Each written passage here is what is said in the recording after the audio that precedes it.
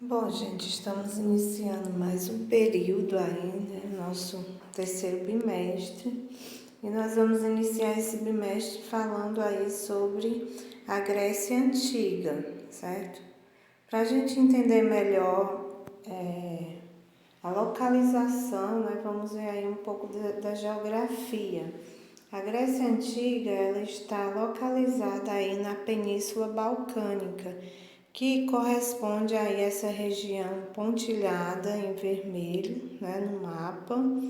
E eu gostaria que vocês tivessem aí uma atenção para essa região que eu vou circular agora, né, a região da Península do Peloponeso, que é onde vai se localizar aí a cidade de Esparta, e a região da Península Ática, né, que é essa região onde vai se localizar aí a cidade de Atenas, que são aí as duas principais cidades gregas, né? Também essa região aqui de Creta, né, que vai se desenvolver aí no período homérico, a civilização cretense e também posteriormente a civilização minoica, certo? Esse território grego, é um território que se caracteriza aí por um relevo montanhoso e com poucas áreas férteis, né? Mas também favorece aí ao desenvolvimento do comércio marítimo, porque vai possuir excelentes portos naturais, certo? Devido a essa fragmentação aí do território, né, isso também vai facilitar aí a fragmentação política. Isso porque a Grécia nunca houve um Estado unificado, né? Houveram sim as estados gregas, que são cidades independentes e em alguns momentos até rivais umas das outras. A civilização grega, ela vai deixar uma grande contribuição para a civilização ocidental, um grande legado, por meio de quê? Da sua cultura, né? A gente pode falar da questão do teatro. O teatro grego, ele vai ser importante para nós porque eles vão iniciar aí dois gêneros teatrais, né? Que é a tragédia e a comédia, que vai ser de grande importância aí para o desenvolvimento do teatro no restante do mundo, em homenagem aí ao deus Dionísio, né? Também as suas contribuições vão ser vistas através das esculturas, né, por meio da arte, né, e também do trabalho em cerâmicas. Também contribuição na parte, né, da criação da moeda, né, do dinheiro que circula para fazer o comércio, criando aí o dracma, né, que é a moeda ateniense, que esteve em uso até bem poucos anos atrás, quando surgiu o euro, foi que ela foi substituída aí pelo euro, que é a atual moeda vigente na Europa hoje. E também as contribuições aí na área das ciências, né, como a filosofia. Nós vamos ter aí grandes filósofos como Sócrates, Platão, Aristóteles, né? Também na área da matemática, da história, a história aí falando de Heródoto, né, o pai da história, que vai surgir aí na Grécia. Mas antes da gente entrar definitivamente no conteúdo, né, eu gostaria que vocês observassem aqui no mapa essa parte vermelha, né, essa ilha que está em vermelho, que é onde vai surgir aí a civilização cretense, né, por volta do ano de 3000 a.C. E os cretenses, eles ficaram conhecidos pelo desenvolvimento de suas cidades, seus portos, né, os seus belíssimos palácios, aonde se desenvolvia toda a vida política, social e econômica aí dos cretenses. Eles desenvolveram aí o comércio marítimo, que realizavam com os fenícios, os egípcios e também outros povos da antiguidade, certo? Por volta de 1450 a.C., os cretenses eles perderam aí, né, o seu poderio, foram invadidos pelos micênicos, a capital de Knossos, né, que era a capital cretense, foi invadida e surge aí a civilização micênica, certo? Que vai dar continuidade aí na construção da história e também vai contribuir para o surgimento aí dos gregos, certo? O povo grego, ele surgiu aí da mistura de diversos povos, né? 4 povos aí mais importantes, os aqueus, eólios, os jônios e os dórios, né? Foram chamados aí de povos indo-europeus. A história da Grécia Antiga vai estar dividida em 5 períodos. Os 2 primeiros aí faz relação a Homero. Quem foi Homero? Foi um poeta, né, grego, que lhe é atribuído aí a escrita de 2 poemas, a Ilíada e a Odisseia, né? Sendo que esses poemas, eles retratam a história e é por meio deles que a história grega é conhecida, né? Ilíada, ela vai retratar a guerra de Troia, né? Que vai retratar aí uma vingança, né? De Menelau, rei de Esparta, a Paris, né? Que raptou a sua esposa e eles vão cercar Troia por cerca de 10 anos e vão acabar por destruí-la, aí utilizando-se do cavalo de Troia, né? E a outra obra, a Odisseia, né, vai retratar as aventuras de Ulisses no retorno para a sua terra natal, certo? Então, aí nós temos os 2 períodos pré-homérico, né, que vai aí de 2000 anos antes de Cristo a 120 anos antes de Cristo, e o período homérico, que vai de 1200 anos antes de Cristo a 800 anos antes de Cristo.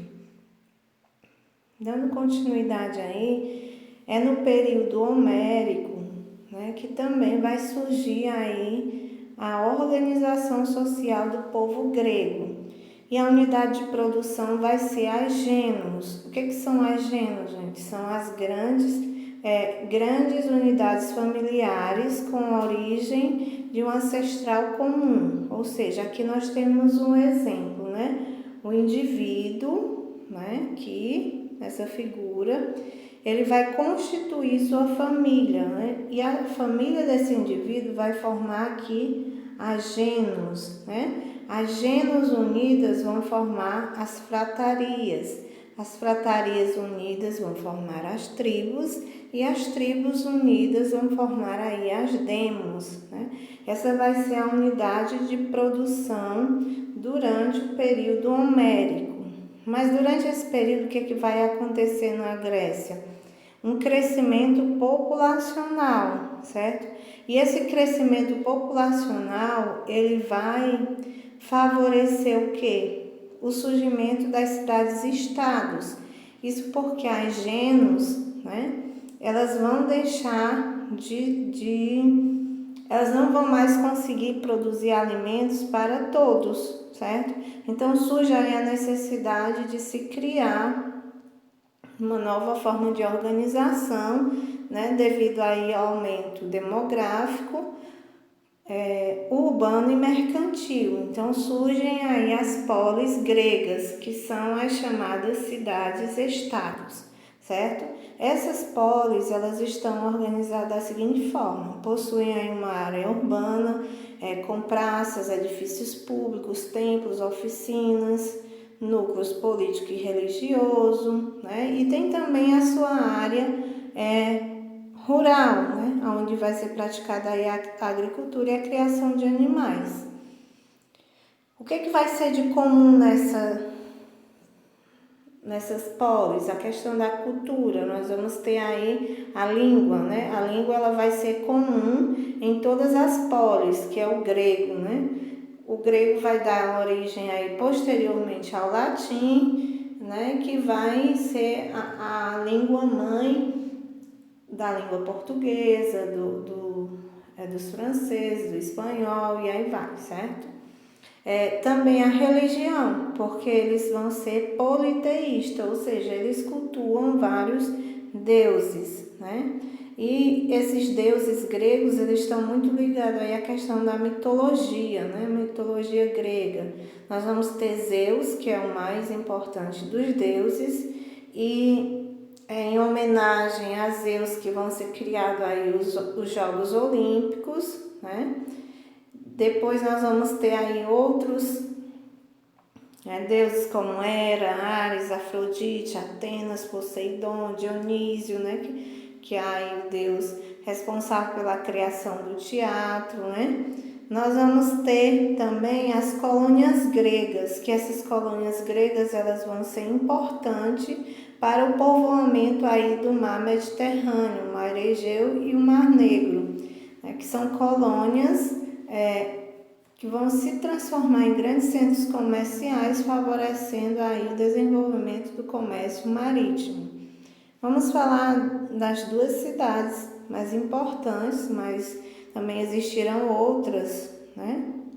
Que é Atenas e Esparta, né? Essas são aí as duas principais cidades. Isso porque em Atenas vai se desenvolver a democracia, né? Que é o nosso regime político atual.